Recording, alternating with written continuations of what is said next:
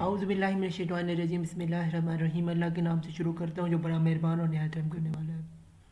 हमारे सब्जेक्ट का नाम प्रोफेशनलिज्म इन टीचिंग है और इस वक्त हम यूनिट नंबर 1 को पढ़ने जा रहे हैं जिसका नाम introduction of profession and concept of teaching है और ये प्रेजेंटेड बाय मैं मोहम्मद सफा खान आपसे मुखातिब हूँ। और हम इस वक्त जो हमारा कोर्स कोड है B.Ed का ये है 8612 और हमारी यूनिवर्सिटी का नाम है अल्लामा इकबाल ओपन यूनिवर्सिटी। तो आइए स्टूडेंट शुरू करते हैं।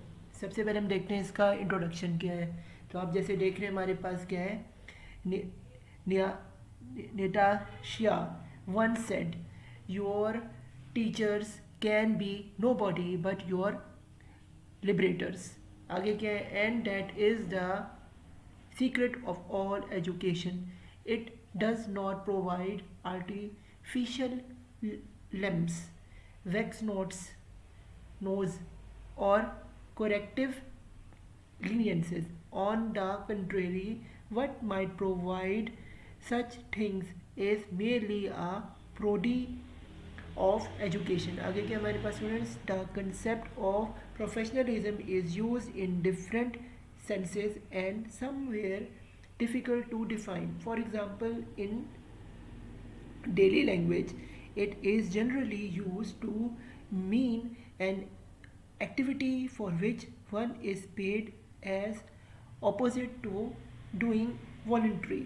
आगे क्या हमारे पास है, this unit explain concepts related to profession and professionalism. यानी कि जो हम यूनिट पढ़ेंगे ये हमें प्रोफेशन के बारे में बताएगा और प्रोफेशनलिज्म्स के बारे में बताएगा कि प्रोफेशनल्स होते क्या हैं। आगे स्टूडेंट्स अब हम इस यूनिट के ऑब्जेक्टिव्स को देख रहे हैं। ये हमारे पास है नंबर 1 पे define profession and professionals. Number 2 पे क्या है, describe characteristics of profession and professional. Number 3 पे हमारे पास स्टूडेंट के एक्सप्लेन एजम्पशंस अबाउट टीचिंग। और नंबर 4 पे क्या, discuss characteristics of effective teaching. तो आइए स्टूडेंट्स अब इस चैप्टर का बाकायदा आगाज़ करते हैं। सबसे पहले क्या, concept of profession and professionals. तो क्या है, we note the heading is about the concept of profession and professional, so it is important to define profession and professional। यानी कि जैसे हम ऊपर की हेडिंग देख रहे हैं प्रोफेशन और प्रोफेशनल के बारे में, तो हम उसी का ही कंसेप्ट को आगे पढ़ते हैं। ये है, it is also important to remember that there is no single agree upon definition in this regard. यानी कि इसकी कोई एक ख़ास डेफिनेशन नहीं है, इसकी कई डेफिनेशन ऐसे एक डेफिनेशन में जो है वो मुकम्मल तौर पे हम बयान नहीं कर सकते। आगे क्या, different definitions highlight different aspects of the concept. Her definition ने अपने हिसाब से डिफरेंट कंसेप्ट बताए हैं इन दोनों के डेफिनेशंस के बारे में। तो आए हम स्टूडेंट्स आगे चलते हैं। ये क्या, concept of profession and professionals. तो ये क्या है, number of characteristics of professions are identified in the expert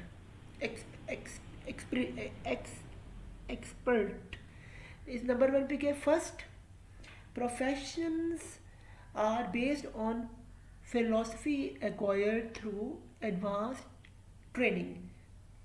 यानी कि एडवांस ट्रेनिंग जो है ये प्रोफेशन की जो है ये बेस इस पे करती है। आगे क्या है, नंबर 2 पे professionals render unique public service which require extensive training. यानी कि प्रोफेशनल्स जो हैं उनको जॉब करने के लिए पब्लिक के लिए एक्सटेंसिव ट्रेनिंग की ज़रूरत होती है। आगे क्या है, नंबर 3 पे professional work needs through preparation between of its unique nature. यानी इसकी एक यूनिक नेचर होनी चाहिए, जिस हिसाब से आपका प्रोफेशन में है उसी हिसाब से उसका काम होना चाहिए। आगे नंबर 4 पे क्या है, professions are based on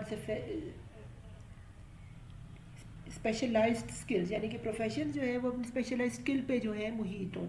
number 5 पे क्या हमारे पास है, professionals services should be rendered for the benefit of the public. यानी बेनिफिट ऑफ पब्लिक के लिए वो प्रोफेशनल जो है वो काम करें या डेडिकेट हो। आगे क्या हमारे पास स्टूडेंट्स ये आ रहे हैं, करेक्टरिस्टिक्स ऑफ अ प्रोफेशन। तो ये क्या है, there are a number of को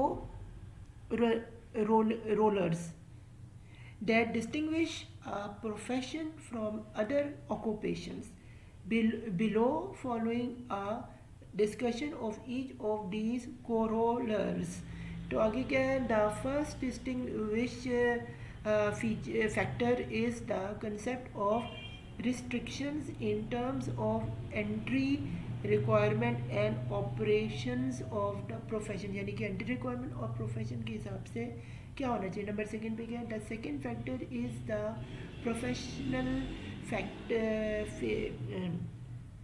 factors on the performance of the members of that profession, यानी कि फैक्टर्स जो हैं वो हिसाब से जो प्रोफेशन के हिसाब से जो होते हैं वो होने चाहिए, उसके फैक्टर्स के हिसाब से उसके मेंबर भी होने चाहिए. आगे के नंबर 3 पे, professions exist to advance themselves, and fourthly professions exist in plurally relationship with client, यानी client के साथ भी उनकी दोस्ती हो और जो है वो एडवांस से अपने आप को रखें. आगे हमारे पास स्टूडेंट्स आ रहे हैं, ये है रिस्ट्रिक्शंस, यानी कि रिस्ट्रिक्शंस क्या होनी चाहिए, वो क्या, professionals impose restriction in two ways, in terms of entry requirements and in terms of operation of the profession, यानी कि एंट्री रिक्वायरमेंट के हिसाब से प्रोफेशन के हिसाब से जो है वो जो है ये रिस्ट्रिक्शन इसमें होती है. नंबर एक क्या है, एंट्री रिक्वायरमेंट. इसमें स्टूडेंट्स पढ़ते हैं क्या है, professions impose anti competition rules and barriers to enter in order to regulate the number of people joining the profession, यानी नंबर ऑफ पीपल कितने ज्वाइन करें प्रोफेशन को. फिर क्या, accordingly a person can only become a member of the profession after having become quantified by some established body of the profession, यानी जब तक establish body of profession नहीं होगी तब तक ये काम हमारा प्रोफेशन नहीं चलेगा. अगर बी में क्या, प्रोफेशनल ऑपरेशन, ये क्या, the profession usually control the conduct of its members in the number of aspects. For instance, no member is allowed to advertise or solicit for client. The argument for this position is that professions must maintain dignity. Fredrin 1985 में उन्होंने कहा था, and that advertising and price competition are not conducted for dignity, यानी कि advertisement और price जो है वो एक इज्जतदाराना काम नहीं है इस प्रोफेशन के अंदर, ये इनका मानना है. आगे स्टूडेंट समझ रही है रेगुलेशन परफॉर्मेंस. तो ये क्या है, regarding professional regulation and performance, a number of points are worth nothing. First, profession offer peer review for the members of the profession. The aim is to evaluate the performance of their members and to install the acceptable code of behavior in their members at all times, and to ensure that the quality of the service offered to the public is not compromised, यानी कि public की जो service है वो compromise ना हो, जो behaviour अच्छा है और जो क्वालिटी की सर्विस है वो जो है आपके अपनी क्लाइंट्स को, अपने कस्टमर्स को देनी है.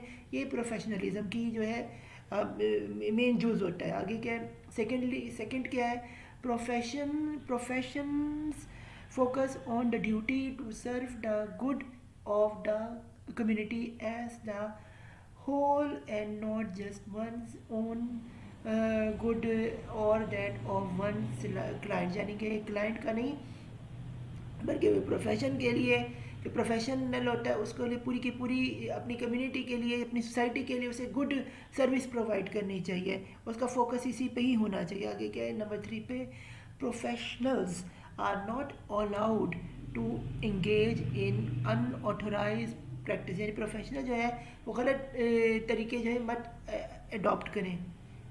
This does not merely mean that a person is not qualified to practice as a professional, यानी कि अगर वो ऐसे काम करता है तो वो क्वालिफाइड प्रोफेशन में नहीं शुमार होता.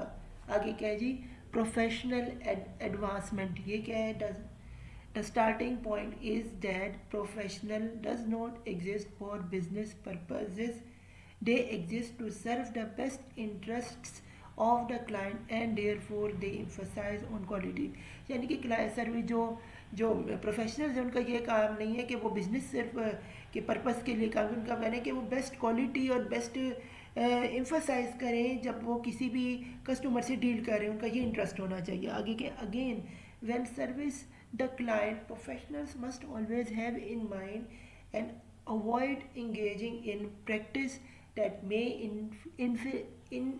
inflicate unnecessary harm to the public because the services the professionals offer aim at benefiting the public as a whole and not merely individual who pay for those services. यानी कि जो professional है उसके दिमाग में एक ही बात होनी चाहिए कि वो कोई भी ऐसा काम ना करे जिससे किसी आम आदमी का नुकसान है या उसे तकलीफ़ पहुंचे, उसकी दिल आज़ारी हो, बल्कि उसका काम तो ये होना चाहिए कि वो अपनी सर्विस अच्छी से अच्छी करे, बेहतरीन तरीके से काइंडनेस से मिले और वो बेनिफिट दे पब्लिक को और एज ए इंडिविजुअल वो एक पे करे अपनी सर्विस सोसाइटी के अंदर.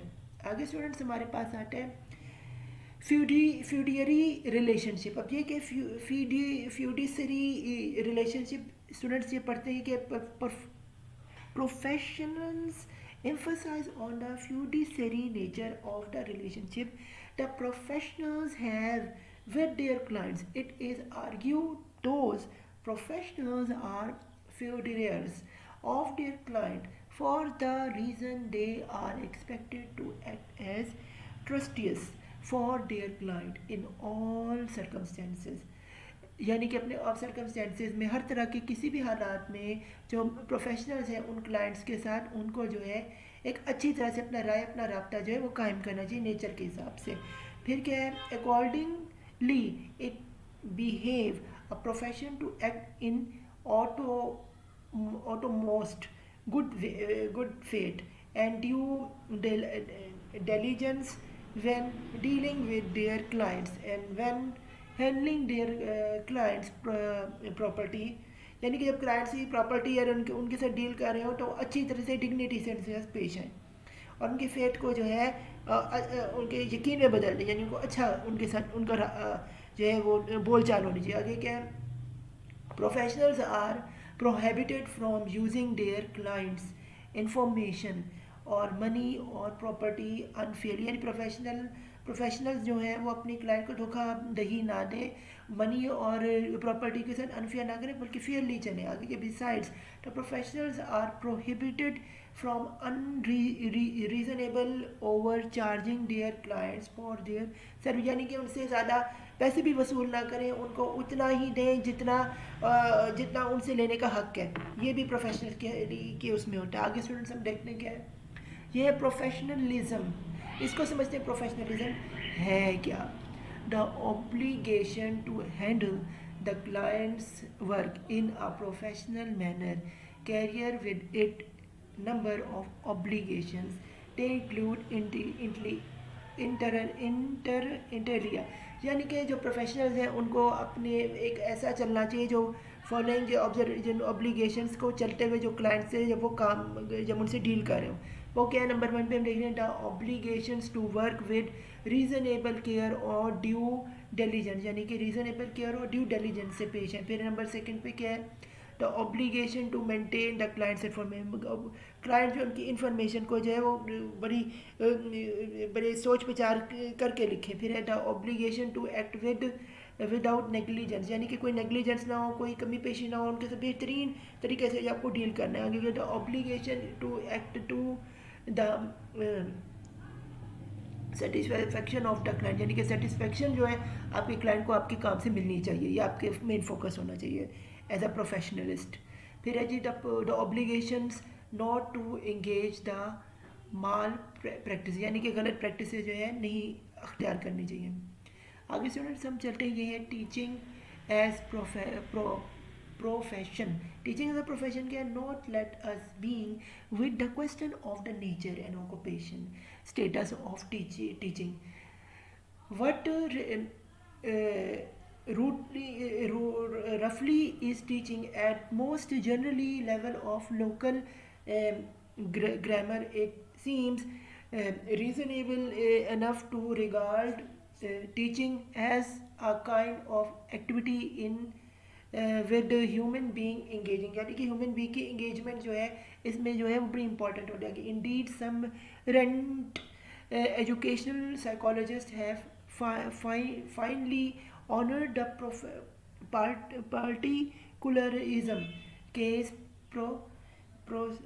precisely for the purpose of rendering educational techniques, यानी कि एजुकेशनल टेक्निक्स जो है उसका भी कुछ फिलोसफर जो है उसको भी इस्तेमाल करने के लिए एजुकेशनिस्ट को देते हैं। आगे इसमें क्या है,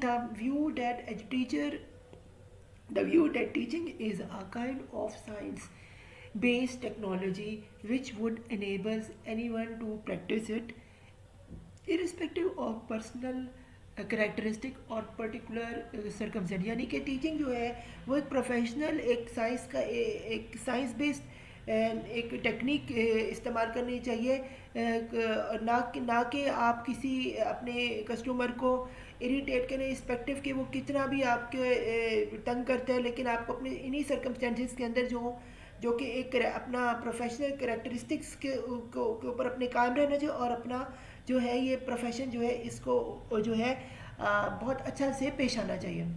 आगे स्टूडेंट्स हमारे पास आते हैं प्रोफेशन एंड वोकेशन। तो ये कि वी में being by recognising a bold distinction between ideals of vocation and profession, यानी कि हमने इसमें आइडल्स बनाए हुए होते हैं वोकेशन में और प्रोफेशन में कि since it is argue that modern idols of teaching reflect a certain valuation between professionals and vocational conceptions, यानी कि vocational और प्रोफेशनल जो है इनकी एक बुनियाद जो है इनके दरमियान एक रिश्ता जो है वो होना चाहिए। फिर these ideas are not to be shown entirely distinct and it is not usually for an occupation to be referred to in much the same breadth as vocation and profession, यानी कि जैसे vocation और profession इसके दरमियान जो है ये same breadth नहीं होनी चाहिए, इसके जिस हवाले से काम हो उस हवाले से करना चाहिए। आगे क्या है, this perspective inclined to conceive the teacher as someone who can in principle be looking up to as an employer of the very highest culturally inherent standard and value and as someone who possesses a range of virtues more than set of skills, यानी कि virtues पे आपकी ज़्यादा अहमियत होनी चाहिए as a profession, ना कि आपकी स्किल्स पे ज़्यादा अहमियत हो, और वेरी हाईली कल्चरली आप में अंदर जो है स्टैंडर्ड्स को फॉलो करने वैल्यूज़ दें, सोशल वैल्यूज़ दें, बड़ी इंपॉर्टेंट होती है एज अ प्रोफेशनल और एज अ वोकेशन लिस्ट के अंदर। आगे स्टूडेंट्स हम चलेंगे प्रोफेशनल कंसेप्शंस। ये क्या है, depending on the educational context it is possible to say that definition of teacher professionalism focus on teachers professional qualification such as being good as his or her job, fulfill the highest standard and active and achieving excellence. नेहन 2010 ये कहता है जी, नेहान 2010 में जी जो teacher है professionalism में वो फोकस करे टीचिंग करने पे, अपने उसमें वो क्या दे, क्वालिटी दे, सर्विस देना और गुड रहे, अच्छी अपनी जॉब को फुलफिल करे, अपनी हाई स्टैंड को जिस स्टैंडर्ड्स को जिस तरह वो मीट कर सकते बेहतरीन उसका, और उसके एक्टिव उसके यानी कि अपने से एक्सलेंट जॉब करे। आगे क्या है, for example began I 2005 claim that for today Teachers' professionalism is interpreted in terms of what extent the teachers outcome the difficulties and what extent they are able to use their skills and experience related to their profession या अपने skill से related जो है वो एक teacher को जो है वो अपनी जो है उसकी आउटकम देनी चाहिए, डिफ़िकल्टीज़ को हटा के उसे काम करनी चाहिए और अपना एक्सपीरियंस और अपने स्किल्स पूरे की पूरी जान लड़ा देनी चाहिए। जब वो जब वो पढ़ा रहा हो, जब वो अपने स्किल्स जो है वो उनको यूज़ कर रहा हो, उसे मुकम्मल तरीके पे उन्हें इस्तेमाल करना चाहिए। आगे हम student study on the most basic level. Professional teaching refer to the status of a person who is paid to teach on the highest level, यानी कि एक हाईएस्ट पे लेवल के मुताबिक भी स्टूडेंट्स को पे करना चाहिए, उसको कम पैसे नहीं देने चाहिए, इससे उसको वो डीमोटिवेट और मोटिवेट करने के लिए अच्छी पेमेंट होगी तो टीचर भी जो है वो प्रोफेशनल तरीके से अच्छा पढ़ाएगा, अच्छी उसकी जो है कारकर्दगी होगी। कैन रेफर टू द आगे हम स्टूडेंट्स चलते हैं, can refer to the teachers who represent the best in the profession and set the highest standard, यानी कि अपना हाईएस्ट स्टैंडर्ड देने के बेहतरीन तरीके जो ऊपर बात हो रही है, बेहतरीन तरीके से टीचर जो है वो इम्पेक्ट करेगी उसकी फ़ीस, अगर उसको अच्छे पैसे वो चार्ज करता है। ये टेनर एंड टेंसन ने 2005 में कहा था।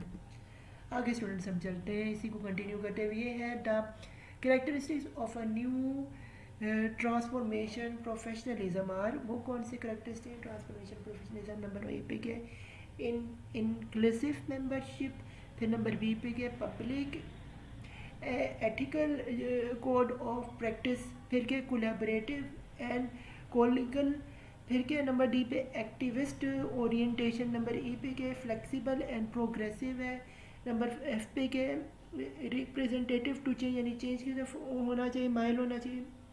जी के सेल्फ रेगुलेशन, सेल्फ ही अपने आप को रेगुलेट करे, फिर क्या पॉलिसी एक्टिव, पॉलिसी को एक्टिव करे, आई पे क्या है इक्वली